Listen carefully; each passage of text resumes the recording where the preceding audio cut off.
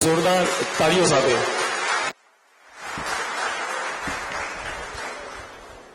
મારા બધા કાર્યક્રમોમાંથી સૌથી ટૂંકી ફોર્માલિટીનો આ કાર્યક્રમ છે, એટલે એને માટે પણ તાળીઓ થઈ જવી જોઈએ એકવાર.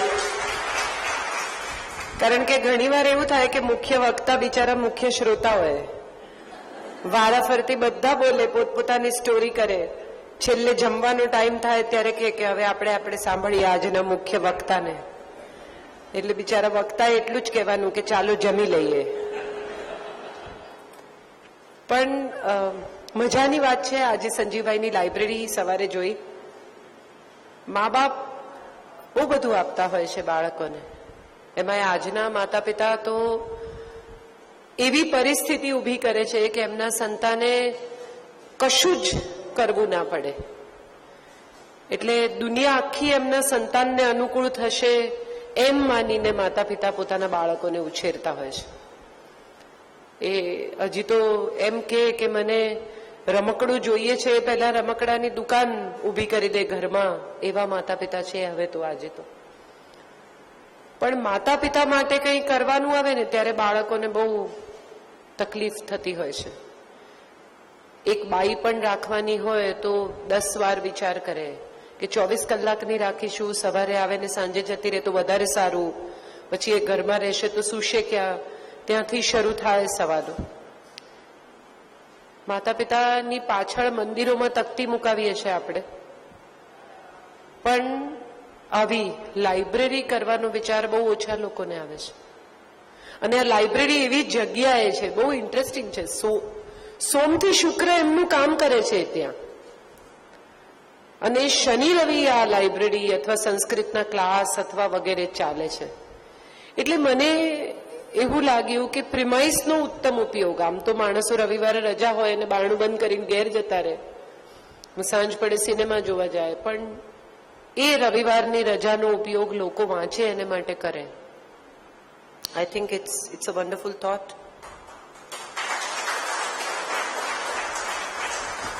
આપણે બધા ગુજરાતીની ચિંતા બહુ કરીએ છીએ. ગુજરાતી છોકરાઓ બોલતા નથી, ગુજરાતી વાંચતા નથી, ગુજરાતી લખતા નથી, ગુજરાતી ખાતા નથી ને.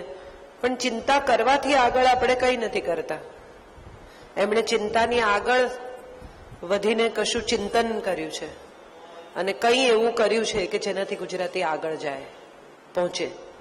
સો આઈ એમ વેરી ગ્લેડ. એમણે ના પાડેલી કે મારે વિશે કશું બોલતા નહીં, પણ એક મમ્મી હતી, એણે એના દીકરાને કહ્યું કે બેટા આપણે ઘરે આજે મહેમાન આવવાના છે, એના વિશે કંઈ બોલતો નહીં.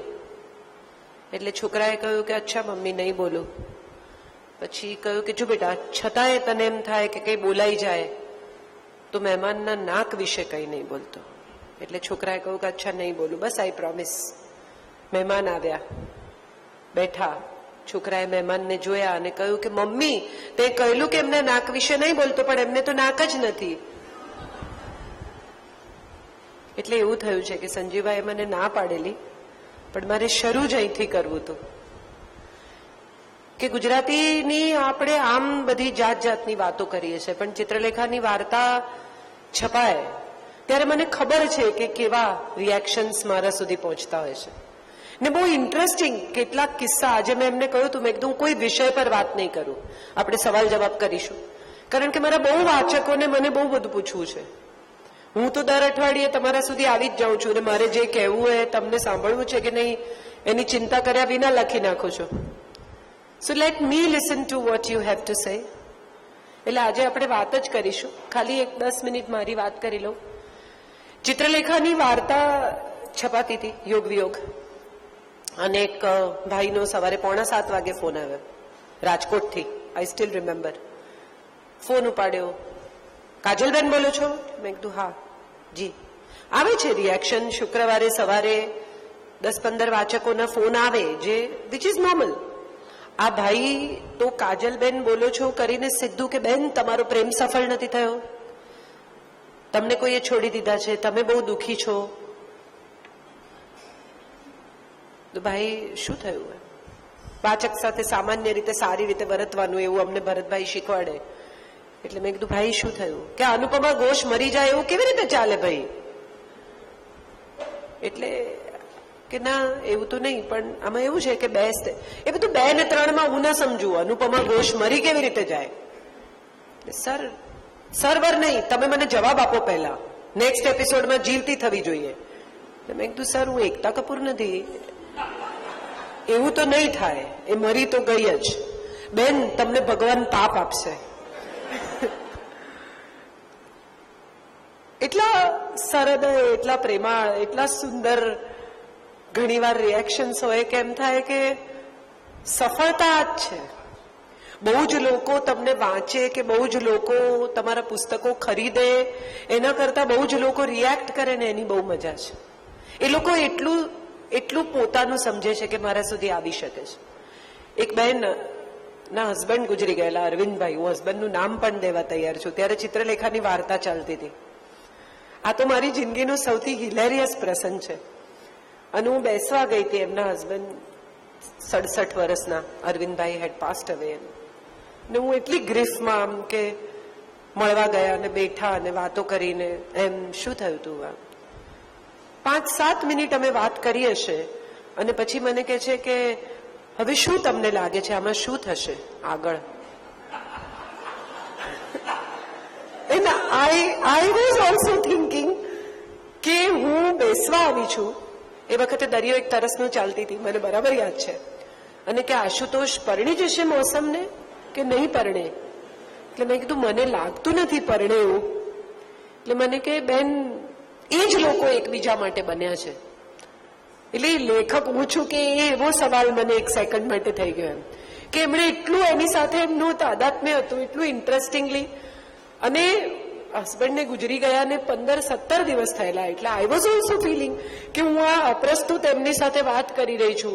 ને પછી તો એમણે યોગ વિયોગ ને ફલાણું ને ઠીકણું, and she was talking all the world with me, then the topic. And then while I was leaving, almost about to leave, એમના ઘરના ઓટલા પર ઉભેલી, ત્યારે એમણે મને કહ્યું કે મને બહુ સારું લાગ્યું તમે આવ્યા. આ બધા આવીને એની એ વાત કરે. એટલે એકવાર અમદાવાદ એરપોર્ટ પર બુકશોપ છે, ત્યાં મારે નીકળવાનું હતું ને ઉતાવળમાં નીકળી ગયેલી ને મારે કોઈ માટે પુસ્તક ખરીદવું હતું ગુજરાતી. એટલે ત્યાં જઈને મેં એમને કહ્યું, મેં કીધું મને એક સારું ગુજરાતી પુસ્તક આપો ને, આમ ગિફ્ટ આપી શકાય એવું. એટલે એમણે કહ્યું કે ઉંમર શું? એટલે મેં કહ્યું 40-42 વર્ષ. એટલે કે તરત એ કૃષ્ણાયન લઈ આવ્યા. પછી મને આપ્યું કે આ બેન કોઈ પણ ઉંમરના માણસને અપાય એવું પુસ્તક છે. મેં કીધું એમ? પછી મને કહે છે કે બહુ જોરદાર છે. એટલે મેં કીધું તમે વાંચ્યું છે? તો કે હા મેં વાંચ્યું, બહુ સારું લખ્યું છે. એટલે પછી તો કેટલો આપણી પણ આત્મશ્લાઘા કેટલી ઇન્ટરેસ્ટિંગ હોય છે. એટલે મેં આમ ખોલીને એક જ પુસ્તક છે જેમાં મારો ફોટો નથી, અંદર નાનકડો ફોટો છે, આમ ક્યાંય નથી. હવે નવી એડિશનમાં તો મેં અંદરથી પણ કાઢી નાખ્યો છે. એટલે મેં એમને બતાવ્યો, મેં કીધું આ જો આ મેં લખ્યું છે. એટલે એણે આમ એક સેકન્ડ મને જોઈને પછી કહ્યું કોઈ કહે નહીં. અને આ બધા સત્ય એક્ઝાગરેશન કર્યા વગરના તદ્દન ઓનેસ્ટ પ્રસંગો. એકદમ આમ એને મને કોઈ કહે નહીં મને